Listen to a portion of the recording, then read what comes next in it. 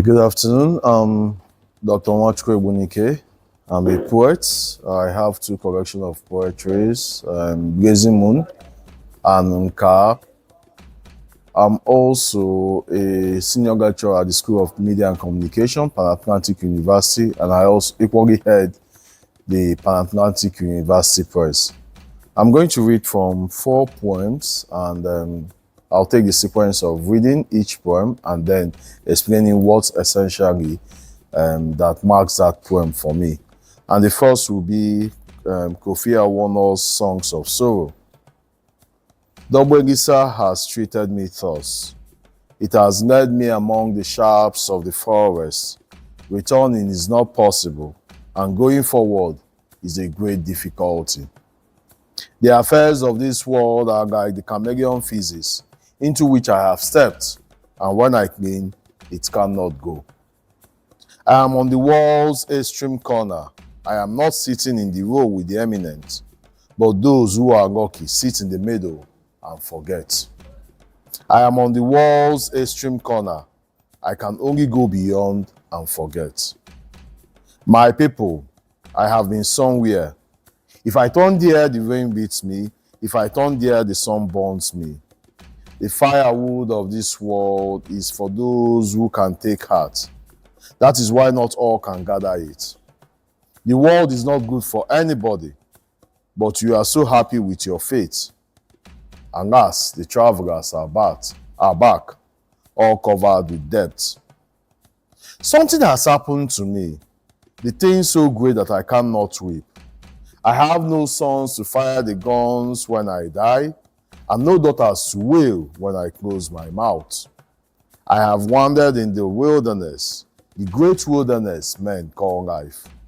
The rain has beaten me, and the sharp storms cut as keen as knives. I shall go beyond and rest. I have no kin and no brother. Death has made war upon our house. And Kipi's son, great household, is no more.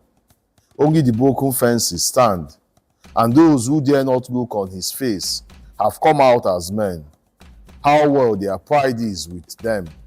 Let those gone before take note. They have treated their offspring badly. What is he waiting for? Somebody is dead.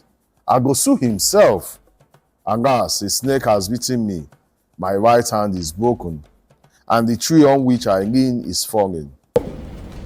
I go see, if you go well, tell them, tell Yivedu, Betty and Kofi that they have done us evil, that they tell them that their house is falling, and the trees in the fence have been eaten by termites, that the morsels caused them.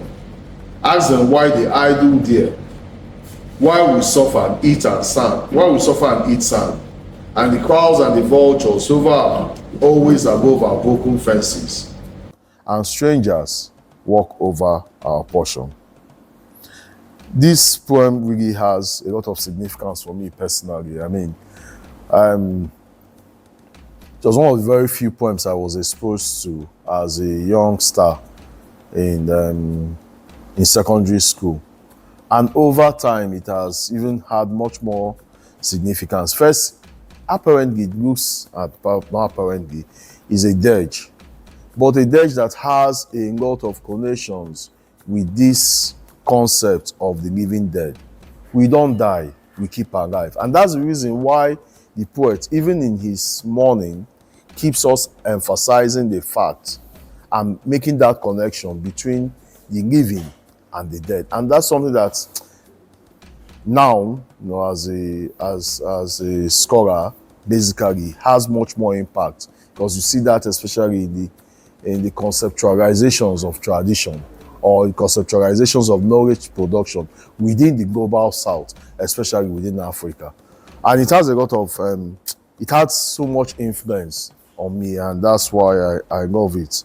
One of the very poems I love is unfortunately that Professor Kofi Awooner left us to join the living ancestors in that terrorist attack in Nairobi. May God continue to rest his soul.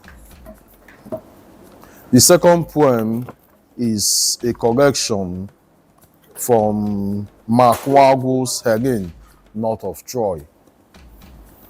And it's called Don't Mellow Down.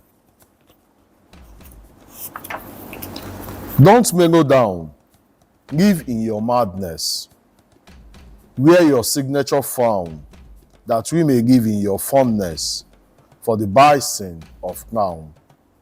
They say your veins will burst from hypertension, but we will turn to dust from evil suffocation, deprived of your breath of life.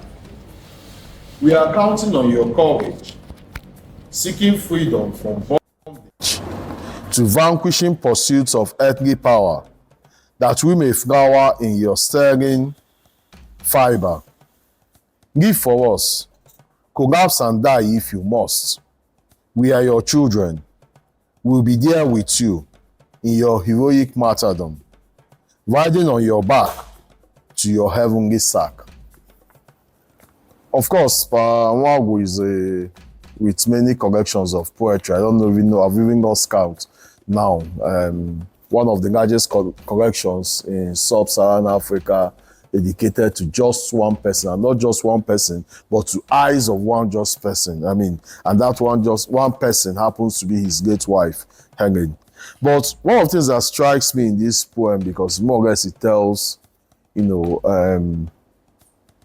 has a personal connection, especially the thing of really that striking balance, or the pursuit we must make of self-realization, of self-discovery. And more often what happens with people that are persistently stubborn, of course, in right things, and persistently stubborn in their views, and persistently stubborn in the pursuit of justice and goodwill for all men, is that more often than not, you hear people tell you to calm down your madness so that you can just become one more person. And the activist part of me actually connects a lot to this poem. And that's why I love it. Again, it's from Nwagwu, Don't Mellow Down, from his first collection of poetry, Hyginus, north of Troy. And the second or the third poet, again, is from my guy, Bash Amuneni. And his collection is entitled There's a Lunatic in Every Town. And the poem I'm going to read is Lonely Sweetness. It's from, I think, page 44 of this collection, There's a Lunatic in Every Town. Black white hues flush soberly on a palette of soft flesh, and the innocence caressed by foliage of dark ruffled fluff. Eyes nimble to suggest a lonely sweetness. Calm but distant, piercing as it conjures waves of new emotions and reasons. Mind dances stuttering, but again in sweet surrender to the delicate mystery of a pleasant image and a belighting beauty. Black and white hues flush on the palette of your fine skin warm. Lip lines to crest of chin, from the nape of your neck to the arches of your nail. Daintily etched, picture perfect, again in sweet surrender to the delicate mystery of a pleasant image and of those unfolding moments. Bash is, of course, one of the extraordinary contemporary poets we have. First, and it's quite interesting thing that he has done as a spoken word poet, and has finally given us something that we are used to, within poetry, can look at and serve over time. And did impressively well, and has really to the course of this craft.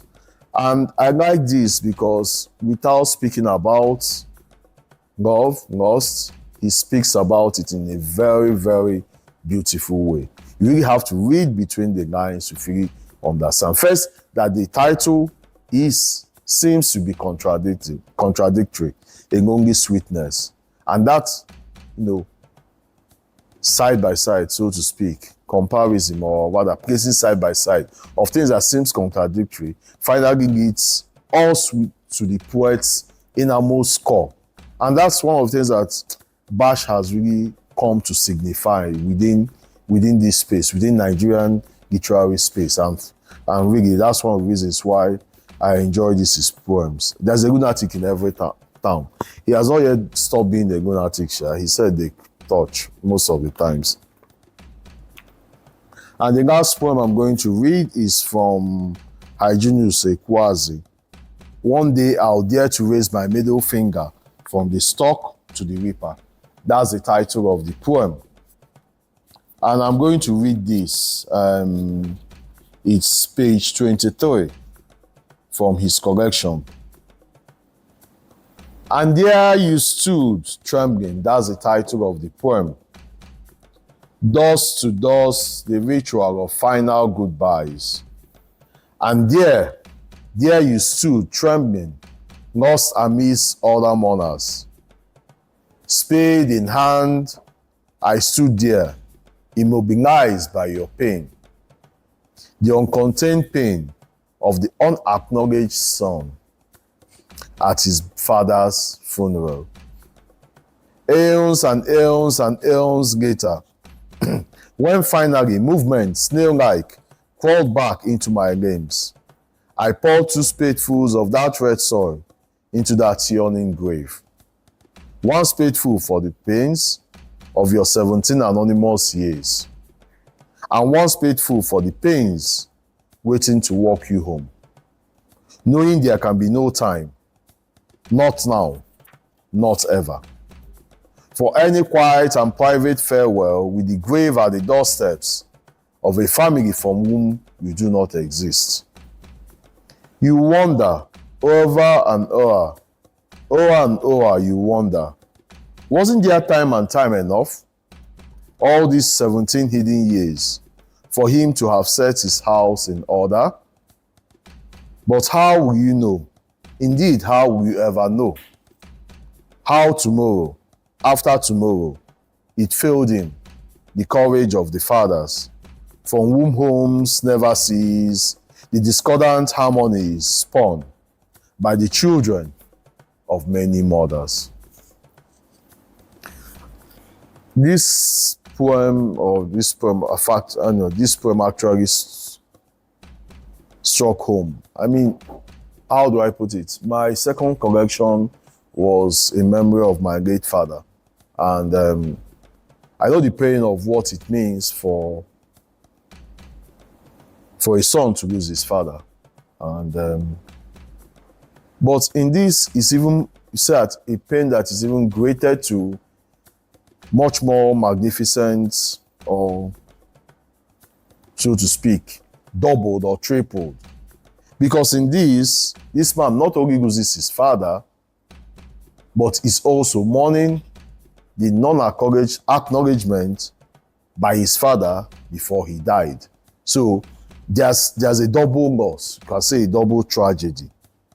So the loss of pain, of death, and then the loss of identity.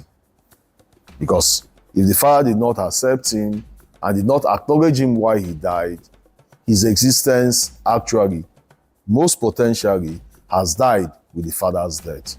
And that's why really this poem by Professor Hyginus Ekwuazi really has a very, very delicate part. I mean, really struck me so much, struck home. I mean, having lost your dad, and then I cannot just imagine what it means that aside the pain of that, one also has to suffer the pain of identity. Thank you very much.